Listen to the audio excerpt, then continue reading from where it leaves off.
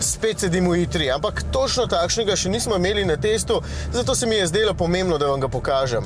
Zgolj električni je že bil pri nas, takšnega s pomožnim bencinskim motorjem oziroma agregatom smo tudi že imeli, tale pa je spet samo na štrom.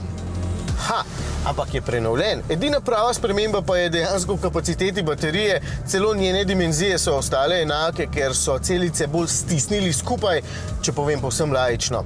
Rezultat je teoretični doseg 300 km, v praksi pa okrog 200, pravi celo BMW.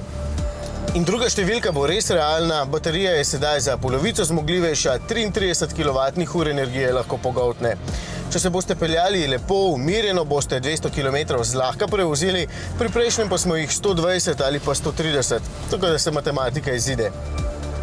Doma ga boste preko klasične vtičnice polnili vsaj 12 ur, na hitri polnilnici z dvosmernim tokom slabih 5, ker se tam polni do 7,2 kW, najhitreje pa bo na hitrih 50 kW polnilnicah z direktnim tokom, tam baterija v 40 minutah doseže 80% polnost.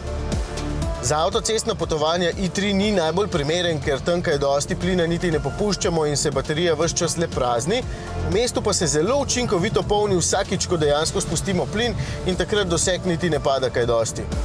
Leti pa še vedno kot strela.